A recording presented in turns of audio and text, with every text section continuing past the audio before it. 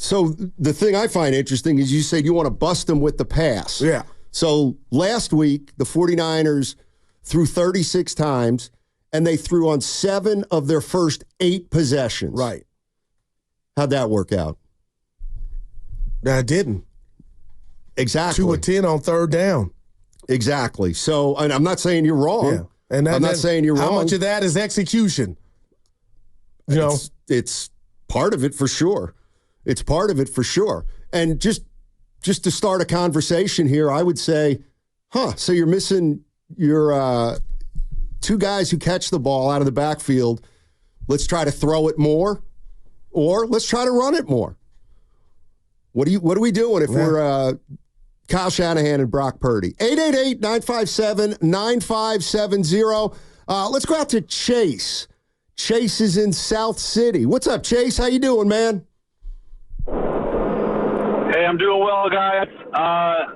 We always say, Steiny, you're doing a great job. Hey, Thank Steiny you. and Guru, you guys are both doing a great job. How about that? Right Thank on, you. man. Hey, no, I just want to say one thing, maybe a couple things. Prior to Trent and Ayuk getting signed and coming back, a part of me wanted to see the way Brock played without those guys.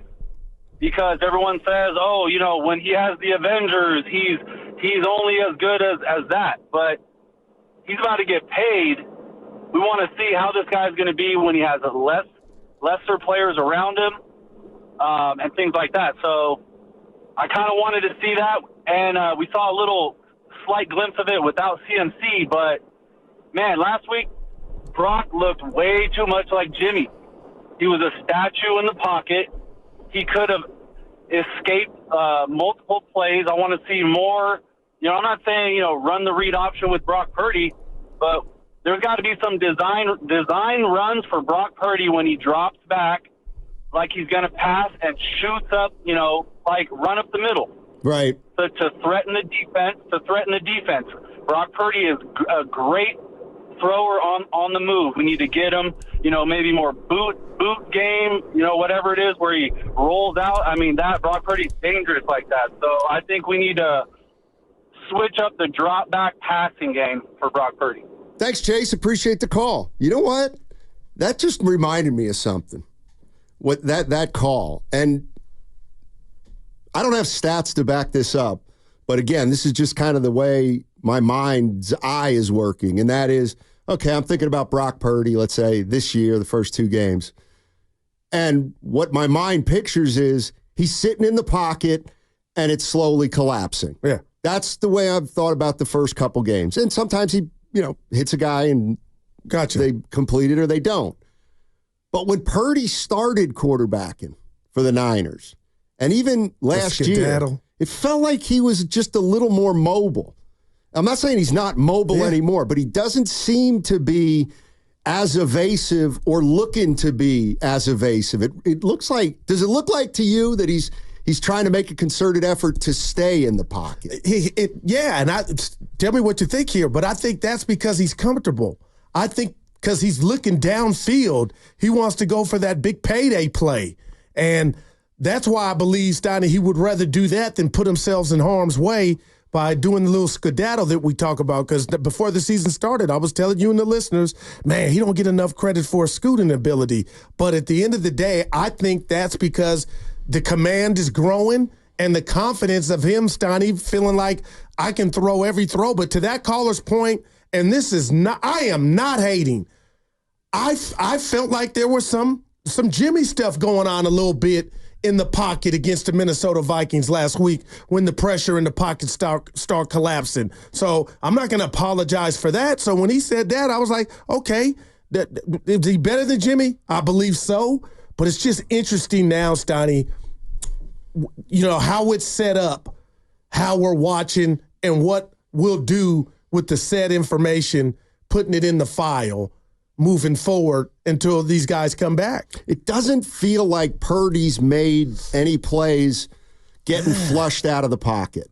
And I feel like in the past, that's where he could drive defenses crazy in a way, where you think you have him, but you don't, And he does have just a sliver of Mahomes in him that way. Yeah. I think. Notice I said a sliver of extending a play, and he loves throwing when he's moving to his right. So Mickey D on the YouTube chat, Steiny, saying maybe Kyle told him not to. I don't believe that to be the case. Yeah, I don't know why you would. Right. Why you would tell him not to. But can we tip our hat to the defense? Maybe they're on to that and trying to take that away from. I'm just saying. Maybe. I don't know.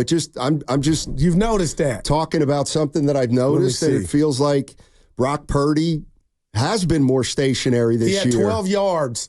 Two scoots for 12 yards last week, Steiny. Let's go to George in San Francisco. What's up, George? How you doing, man? Hi, guys. How you doing? Hey. I've called in. Okay. Full disclosure, I've never been a Brock Purdy fan. I'm old. I'm 73 years old. I'm from Pennsylvania. So Terry Bradshaw, all those guys, right? Okay.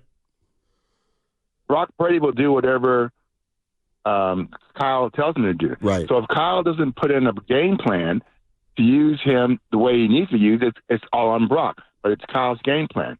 Why doesn't he throw downfield more? Why aren't there any more long passes? It's because he's too short and guys block his passes. The old stuff, small hands. All I'm saying is I think it's more Kyle than Brock. What is Kyle going to call so Brock can be successful? And if he can't throw long, Kyle won't call anything long.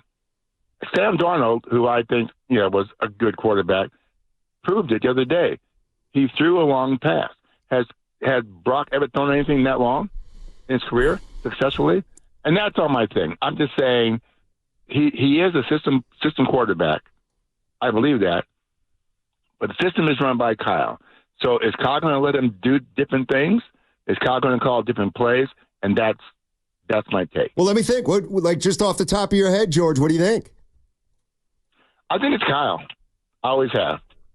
No, I mean, what kind of plays do you think he's going to call? Do you think it'll look the same as a normal game, or do you think it'll look a little different? I do. I think it'll look the same. Gotcha. Because that just says I think it'll look exactly the same, and hopefully the guys he puts in for Debo and will run and catch and throw. Ayuk needs to get his posterior in gear and start playing football. Appreciate the call, George. Thank you very much. I remember a couple of years ago, it might have even been last year. He hit Kittle in Jacksonville for a 97-yarder. Remember that one? Now, the ball didn't travel in the air 60 yards, but it was one of the longest plays of the year. Yeah, I remember the 76-yarder to Ayuk last year. Ayuk got behind a guy maybe 30, 35 yards behind the guy, then caught it and took it to the house. But, no, I don't remember many throws where Brock Purdy drops back and heaves it 50 yards. I don't know if that's a function of he can't do it. The receivers aren't great at it. Kyle doesn't like calling those kind of plays. Not sure. Yeah, my question real quick to you is, like Brandon Ayuk, he just mentioned him. Like, he better show up and, get his ass in gear. But my thing is, what if Kyle calls a conservative game plan and there's 5 targets for Ayuk, Steiny? We come in here Monday, they win 4 for 46. Like, I think that's not going to be good enough to some people because of this contract. And I feel like Kyle is the biggest conductor of, okay, I'm going to go to him.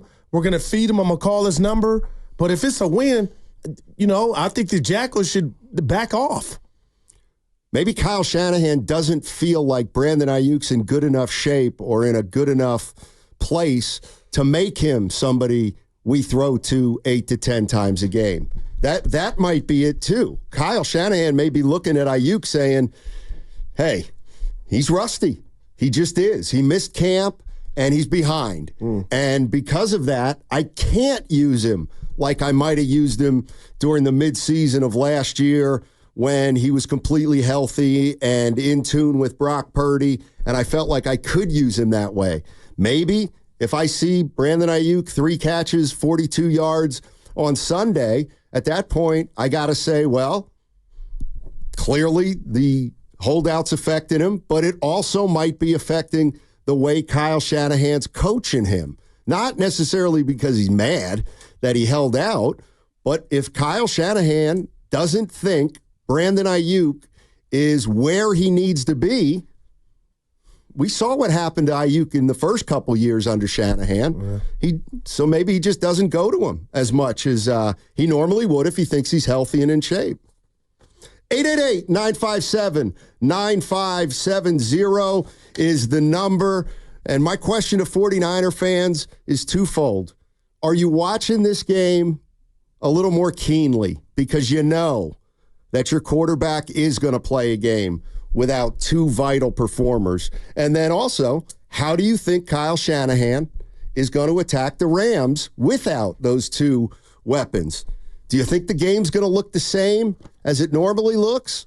Or is it going to just look a little bit different? And also, why isn't Brock Purdy extending more plays?